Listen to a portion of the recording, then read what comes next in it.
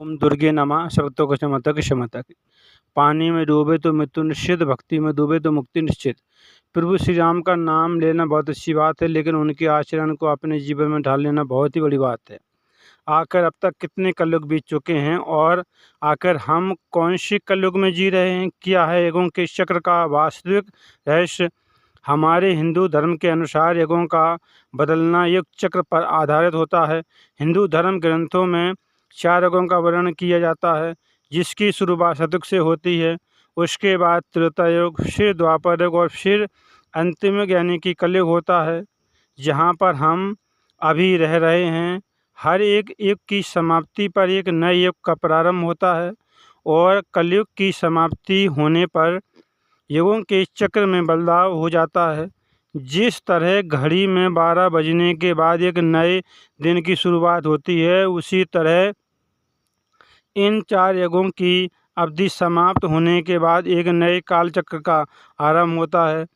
तो ऐसे में 90% हिंदू आज भी नहीं जानते हैं कि वास्तव में हम जिस कलयुग में रह रहे हैं वो इकलौता कलयुग नहीं है।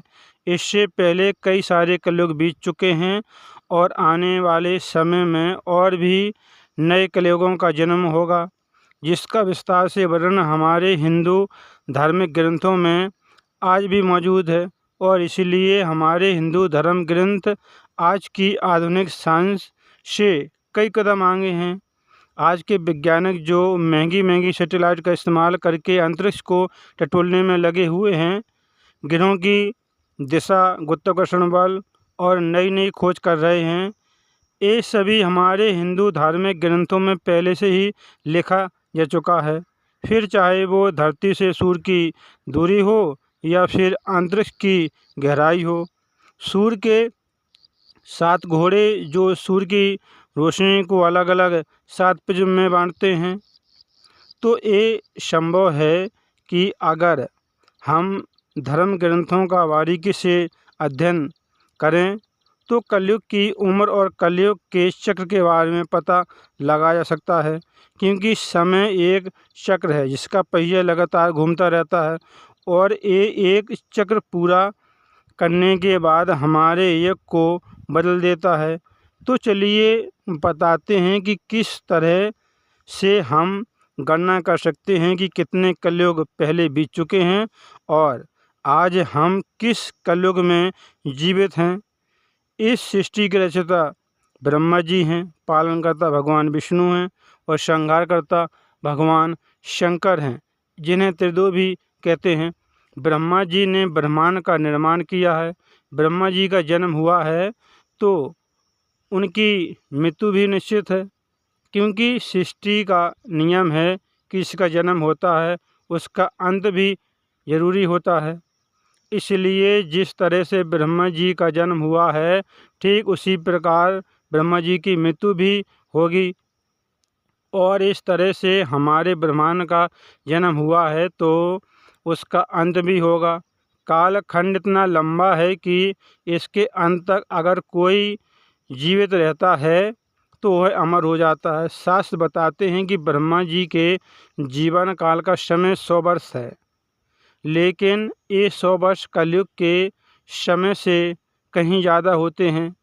जिस तरह हमारे यहाँ 365 दिन का एक साल होता है, जो कि 2 भागों में बटा होता है, जिसमें से एक दिन होता है और एक रात होती है, ठीक उसी प्रकार ब्रह्मा जी के एक कल्प में 14 मनवंतर होते हैं। एक मनवंतर में 4 युग होते हैं और यही 4 युग सतयुग, त्रेता, द्वापर और कलयुग है।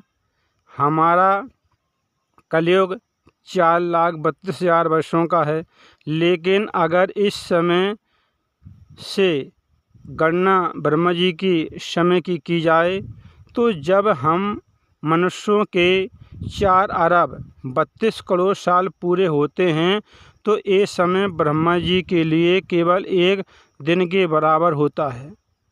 तो आप सोचकर देखिए कि ब्रह्मा जी की उम्र 100 वर्ष की है, तो हमारे समय के अनुसार ब्रह्मा जी की आयु कितनी लंबी होगी। तो वही ब्रह्मा जी की आयु की गणना की जाए तो इस समय हम ब्रह्मा जी के 91 साल के पहले दिन में जीवित हैं। इससे पहले कल्प के 7वें मनवंतर का समय चल रहा है और ये 28वां महायुग चल रहा है, यानी कि आज से पहले 2447 कलयुग बीत चुके हैं और हम 2448वें कलयुग में जीवित हैं। हम 2448वें कलयुग में जी रहे हैं और हमसे पहले 2447 कलयुग बीत चुके हैं। अब आप में से बहुत सारे लोग बोलेंगे कि आखिर यह कैसे संभव है।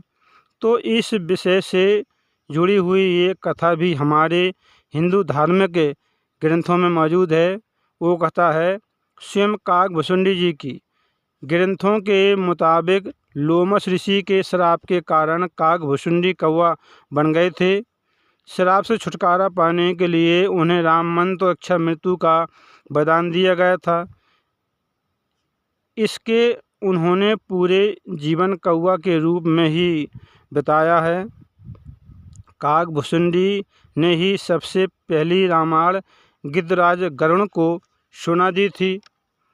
और आपको हैरानी होगी कि हमारे हिंदू धार्मिक ग्रंथों में काकभुसुंडी को एक टाइम टेबल के रूप में दिखाया गया है। कहते हैं कि काकभुसुंडी ने अलग अलग 11 रामायण और 16 अलग अलग महाभारत देखी है। अब इससे ये भी साबित होता है कि हो ना हो उन्होंने कलयुग को इतनी बार तो बनते और मरते हुए दोबारा देखा होगा। उन्होंने ब्रह्मा जी को भी मरते और जीवित होते हुए देखा होगा। क्या पता उन्होंने समंतर ब्रह्मांड को भी बनते हुए और बिगड़ते हुए देखा होगा। क्या पता उन्होंने पैनल यूनिवर्स में जाकर एक दूसरी पृथ्वी पर शायद रामायण और महाभारत को घटित होते हुए देखा होगा। क्या ऐसा संभव है? आपको बता दूं कि ऐसा संभव है। हमारे धार्मिक ग्रंथों में इन सभी चीज़ों का वर्णन बारीकी से किया गया है। वैसे हमारे विज्ञान में भी समांतर ब्रह्मांड के बारे में बहुत बार बताया गया है कि कैसे हमारे ब्रह्मांड में कई और ब्रह्मांड मौजूद हैं और इन सभी ब्रह्मांडों में अलग अलग इनका ब्रह्मा जी नियंत्रण करते हैं। इसलिए वैसे ये पता लगाना तो मुश्किल है कि उन सभी दूसरे ब्रह्मांडों में कितनी बार कौन सा युग चल रहा होगा, या फिर वहाँ पर सतयुग या द्वापर कौन से युग चल रहा होगा या त्रेता चल रहा होगा। लेकिन ये बात तो निश्चित है कि हो ना हो वहाँ पर युगों का चक्र चला है। जैसे यहाँ पर आज से पहले 2447 कलयुग बीत चुके हैं। आने वाले समय में हजारों कलयुग आएंगे जब तक कि ब्रह्मा मरकर पुनः फिर से जीवित नहीं हो जाते, एक नए मनवंतर की शुरुआत नहीं होती।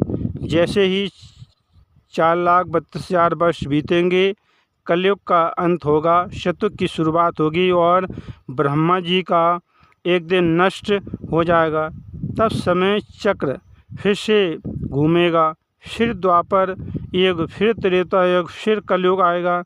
लेकिन जैसे जैसे कलयुग का अंत निकट आएगा वैसे वैसे धरती पर पाप बढ़ने लगेगा और इस धरती पर धर्म का नाश हो जाएगा।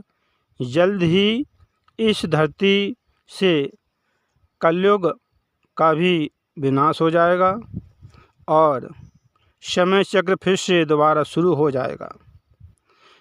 कलयुग में एक आत्मा कलयुग में अलग अलग समय पर कई बार जन्म ले सकती है। कुछ पौराणिक और आध्यात्मिक व्याख्याओं के अनुसार इस युग में एक आत्मा लगभग 45 बार तक जन्म के चक्र से गुजर सकती है।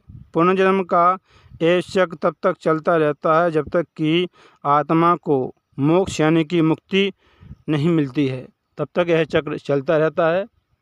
इस कलयुग में आत्मा लगभग 45 बार जन्म ले सकती है।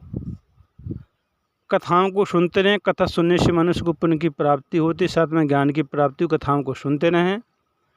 अब तक 2447 कलयुग बीत चुके हैं और 2448वें कलयुग में हम जीवित हैं।